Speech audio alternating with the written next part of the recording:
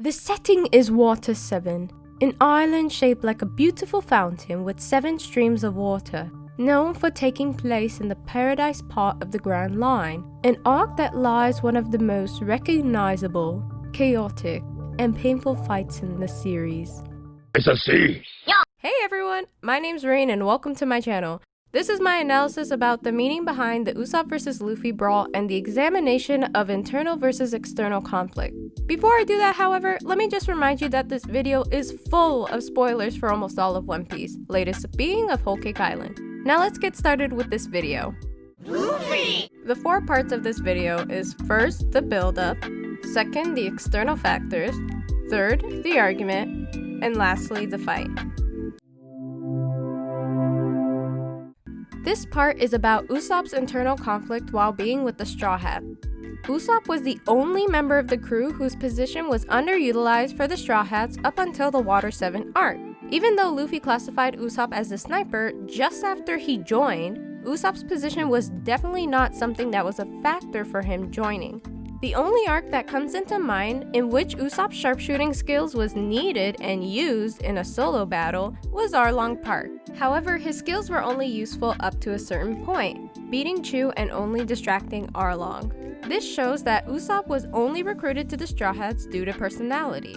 In Syrup Village, he showed courage when it mattered, saving Kaya and the village from Captain Kuro and his pirates, even though the other Straw Hats had a feeling that he was a coward. This was the first time in which a Straw Hat was chosen based solely on the personality. The only other Straw Hat that gets recruited based solely on that fact by Luffy is Chopper. However, what makes it different for Chopper compared to Usopp is that Chopper's role was clearly decided even before he joined by Nami. He is the doctor. Not only that, but Luffy also wanted to recruit him based on the strength and transformations of his Rumble Balls. With Usopp, nobody really knew what his position was until Luffy chose it for him. Sharpshooting wasn't even a position Luffy was looking for. Back to Arlong arc, Luffy only highlighted Usopp as a liar in terms of skills when talking about the strengths his crew member has that he doesn't, but he didn't say sharpshooter, which doesn't seem like something Usopp was originally proud of, or something that makes him feel useful. Every other member of the crew was recruited in either a balance of personality and job relations, or mainly based on the job. Zoro was seeked out to join the crew due to his strength and infamy, even though his personality played a part. With Nami, when Luffy figured out that she was a navigator, he asked her to join the crew, even though she declined due to the fact that he was a pirate. Sanji was chosen based on being the assistant chef while also being the kind-hearted one to feed a dying pirate, Gin. Robin is a unique case in which she joins initially by herself due to the Baroque works being destroyed and her having nowhere to go but with the Straw Hats. Also, I'm not gonna include members like Frankie, Brook, and Jinbei because of the fact that they weren't in the crew before or during Water 7. This plays into Usopp's insecurities of being useless to the crew. He feels like he doesn't provide anything needed to the Straw Hat crew because, in dire or important moments throughout the story, he's always being put in situations in which his weakness shines more than his strengths. Besides Chu, all his fights up to Water 7 were close combat, and it usually ended up with him tag teaming with multiple characters to only barely win the fight or escape on time. One thing that developed in his time being in the crew was his inferiority complex.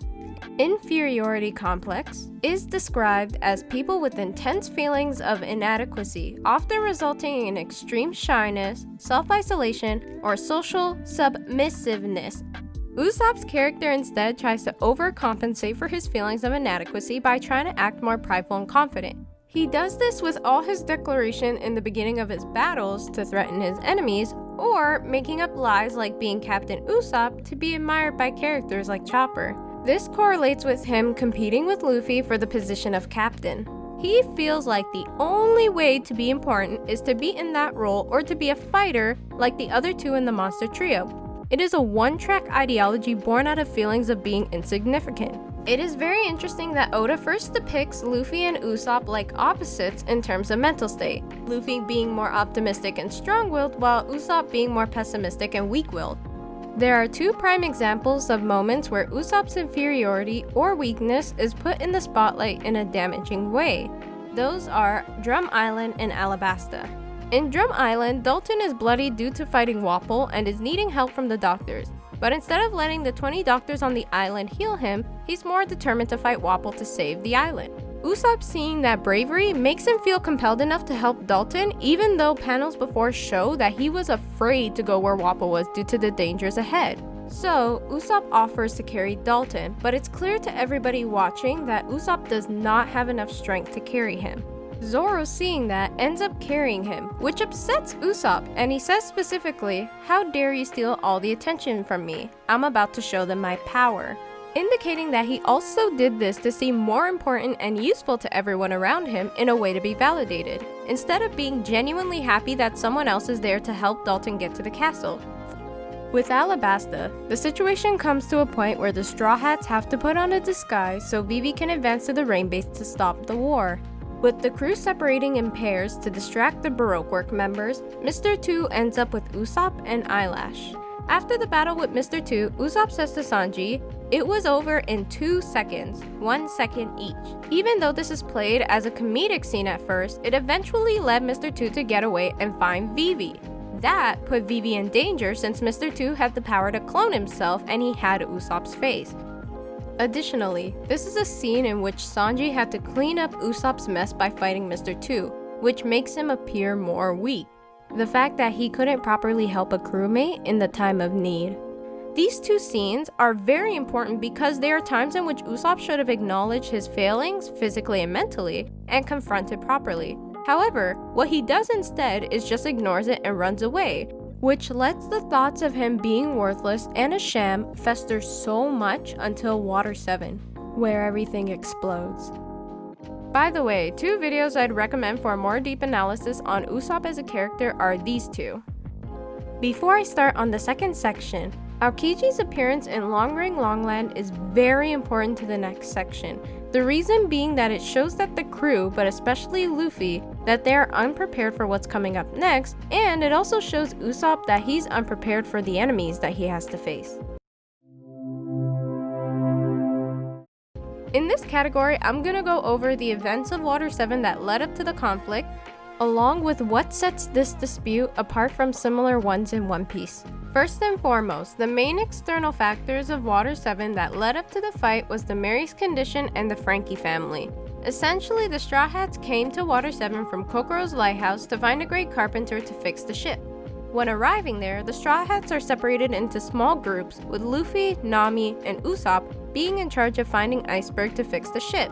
Instead, they meet Kaku in front of Galley Law and he goes and investigates what's wrong with the ship. Meanwhile, Iceberg meets the Straw Hats after and gives them a tour of the Galley Law.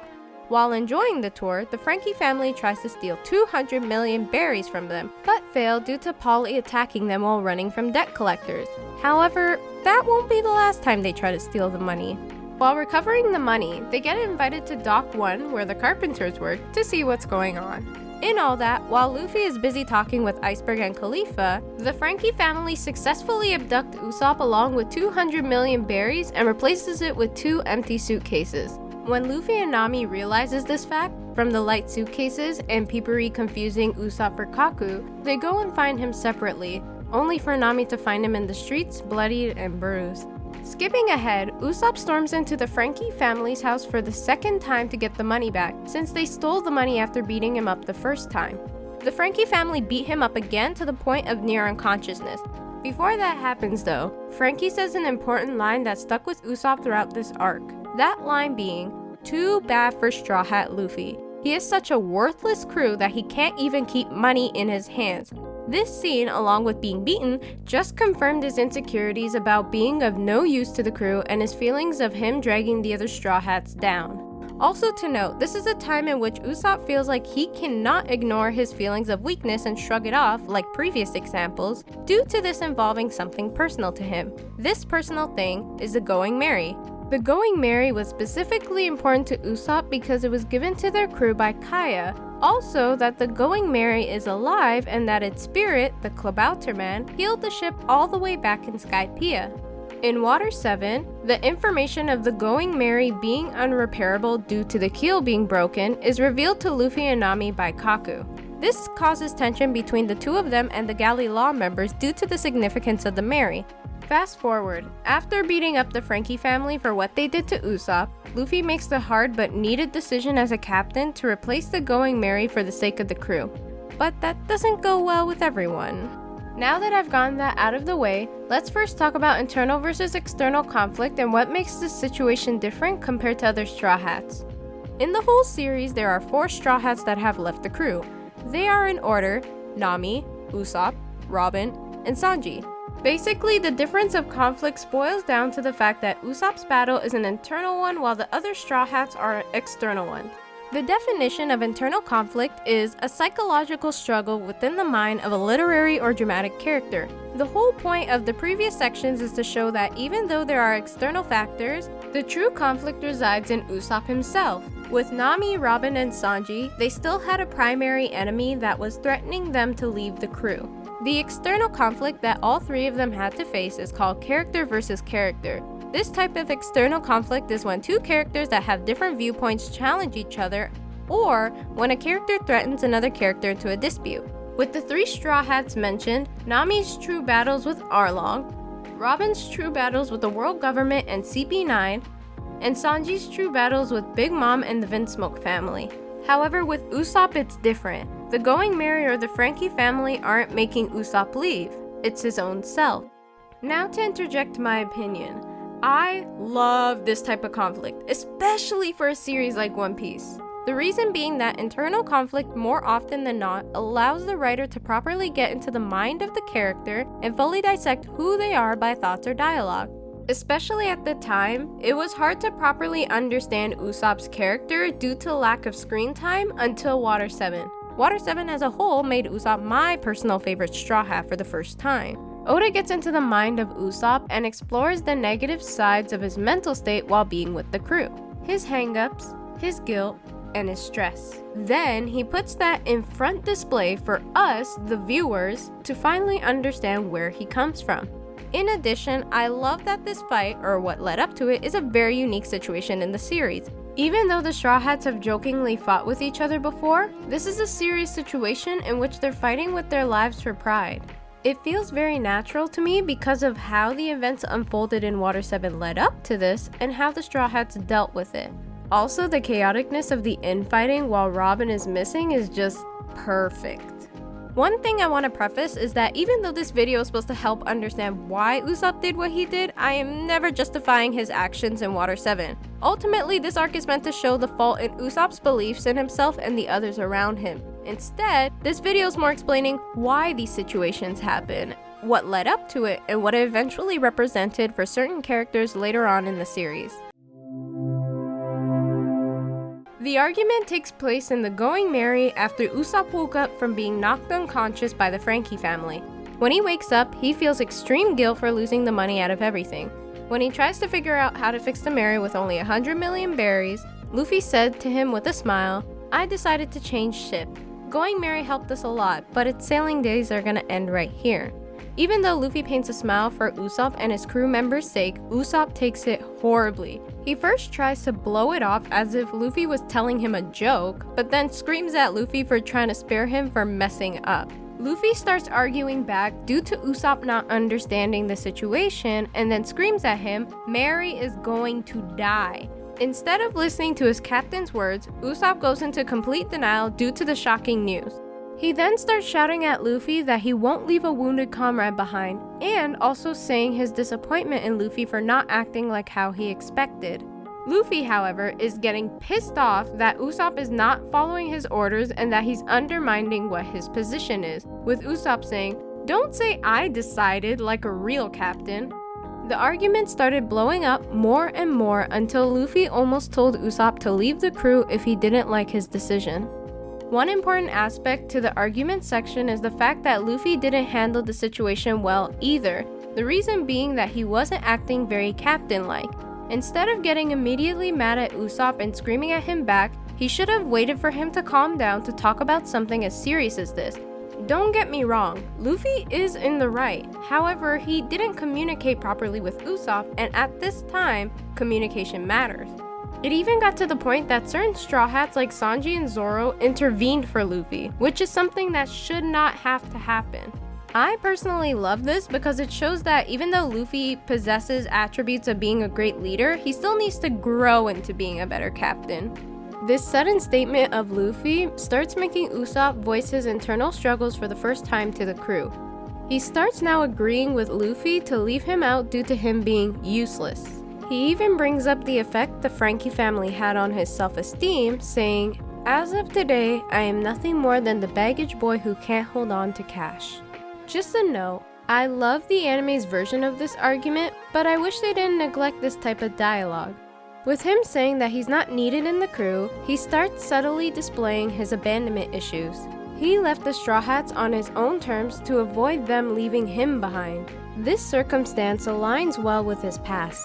He could have developed his abandonment issues from his father leaving him and his mom at such a young age.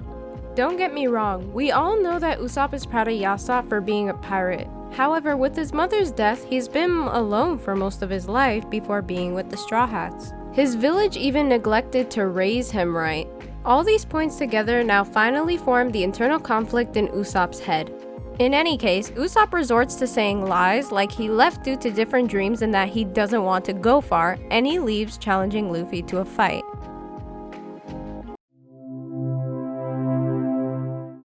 With high tensions in the air, Luffy and Usopp are ready to fight at 10 p.m. Usopp first calls out the 8,000 follower lie, using it now as a distraction. Luffy, being annoyed, just fires back, only to see Usopp fake coughing up blood to catch him off guard. Luffy hesitates. Usopp, taking advantage of that, is now throwing constant consecutive shots to throw Luffy off guard, and then he shoots him with a flame star. This section especially symbolizes the development Usopp has had on his fighting style compared to his first introduction. After being hit with the flame star, Luffy finally starts attacking Usopp, but Usopp is still releasing numerous attacks. Then, when Luffy is about to land a big punch, Usopp pulls out his secret weapon, a speed dial. Furthermore, he hits Luffy with the power from his punch, and even though Luffy took a fatal blow, he still stands. Usopp has nothing left to attack him with. And in that tragedy, Luffy deals the final blow and knocks Usopp out, finally ending the heartbreaking battle for everyone watching, but especially the ones fighting. The thing that hurts the most about this battle is that no one wins. There's no villain that needs to be beaten, and there's no good thing to take away from this besides lessons learned in future arcs. The fact that even when Usopp did his best fighting at the time, he still had no chance whatsoever against Luffy. Even Luffy said after winning, there was no way you're gonna win. Usopp knew that as well, but still came into the battle waging his life on something that affected him deeply and personally. In the end, Luffy and Usopp end up crying. An important bond has been broken due to problems that could have been solved if not neglected for the longest time. One thing to take away from this fight is that it was needed to inspire growth with Luffy and Usopp. With Luffy, the whole arc of Water 7, but especially this fight, represented his need to grow as a captain. Multiple times throughout the arcs previous to Water 7, Usopp undermined Luffy's position as a captain, and Luffy let him do that out of kindness, not setting up a hierarchy in the crew. Though it's played for jokes, things like job positions should be considered more seriously. In Water 7, however, this is the first time him being a proper captain is called into question. This is when Kaku reveals that the Mary is unrepairable, and Luffy questions and gets mad at him and the shipwrights, like how Usopp did with him in the argument, for doubting the Mary. Iceberg said, "Then can you sit on that ship and sink with it, lil punk, you call yourself a captain?" This and the Frankie family attacking one of his members while he was with him shows a level of unpreparedness that he had for protecting his crew. After that, the argument and fight let Luffy take up the role of captain with deciding what happens with the Mary and dealing with the consequences following it. However, he still failed to properly display his position with how he acted in the argument. Although I still resonate with Luffy though, because I would have acted the same way. But, you know, it's not the right thing to do objectively. The main thing though is that this development doesn't conclude in Water 7. It is merely an important step for him to become the great captain that he is. With Usopp, Water 7 is a major stepping stone for his character. The lessons that are starting to be learned is to respect the captain and to focus on his strengths for the first time. He first shown that he finally understands how to obey his captain's words in Enies Lobby. with scenes like Usopp shooting down the flag under Luffy's command, encouraging Luffy while fighting Lucci, shooting down the Marines that were dragging Robin to the execution site, and him apologizing for all his egregious mistakes made in the post-Enies lobby arc. Now, this is the thing. Like Luffy, Usopp's development doesn't fully conclude in Water 7 either.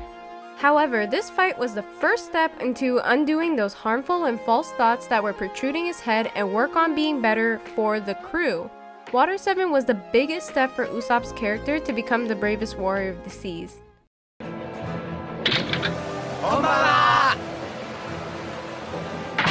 And with that, this video is finally over. Thank God.